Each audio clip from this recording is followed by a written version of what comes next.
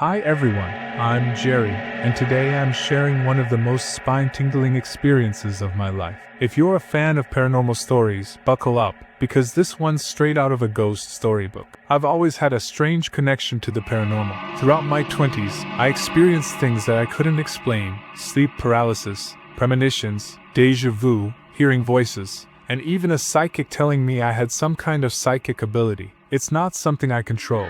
It comes and goes on its own.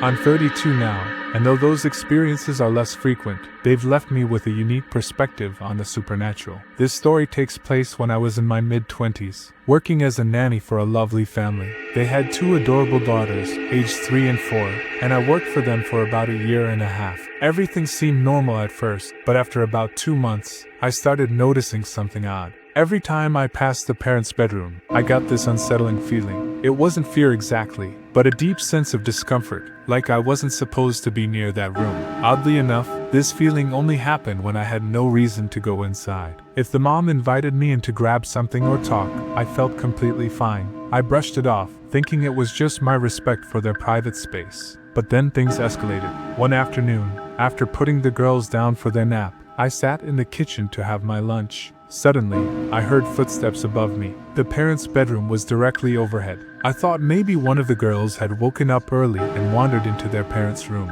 I went to the stairs to check, but as I reached them, I noticed the parents' bedroom door was slightly ajar. Immediately, I felt this overwhelming "do not enter" vibe coming from the room. It was so strong that I hesitated, but thinking about the girls, I went upstairs anyway. First, I checked their rooms. Both doors were closed, and when I peeked inside, both girls were sound asleep. Feeling unsettled but with no explanation, I went back to the kitchen. A little while later, I heard the footsteps again, this time crossing the room above me more deliberately. Determined to catch whoever was sneaking around, I ran to the stairs. The door was still slightly ajar, and the same intense feeling of dread hit me.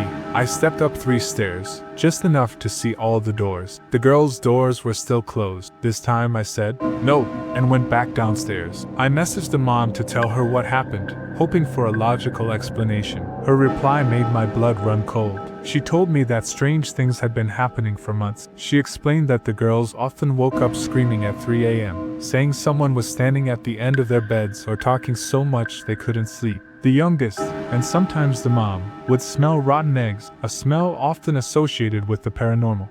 The mom said her bed would get kicked at night, and one time, she felt someone lie down beside her. When she turned, no one was there, but the mattress had an indentation as if someone had been there. The creepiest thing she told me was about her husband. One night, she saw him get up, get dressed, and leave for work. But the next morning, she found him asleep on the couch. When she asked when he came back, he said he never left. He had fallen asleep on the couch the night before and stayed there all night. The mom also shared some unsettling history about the house. A neighbor told her the previous owner had passed away in the house, in one of the girls' rooms, and eerily, he resembled her husband. Despite all this, I decided to stay. I hadn't experienced anything physical, just creepy vibes and noises. But then came the moment that shook me to my core. A couple of weeks later, I was in the basement with the girls, playing with toys. I was sitting against the wall, playing with their black cat, while the girls played a few feet away. Out of the corner of my eye, I saw a shadow, a black mass, about the size of a medium dog, dart across the room behind the girls. It moved quickly and disappeared into the wall, shrinking into nothingness. The cat stopped playing with me immediately. It stood up, walked over to the spot where the shadow had disappeared, and stared at it. I felt a chill run down my spine. I told the girls, "I think there's a rat. Let's go upstairs." When their mom came home, I told her what happened. A few weeks later, she told me they had a priest come to bless the house and had saged every corner until the fire alarms went off. And you know what? It worked. After the purification, nothing paranormal happened in the house again. Looking back, it was one of the most surreal experiences of my life. I still wonder what would have happened if they hadn't taken action. If you've ever had a paranormal experience, let me know in the comments. I'd love to hear your story. Thanks for watching, and don't forget to like, subscribe, and hit the notification bell for more chilling tales. Until next time.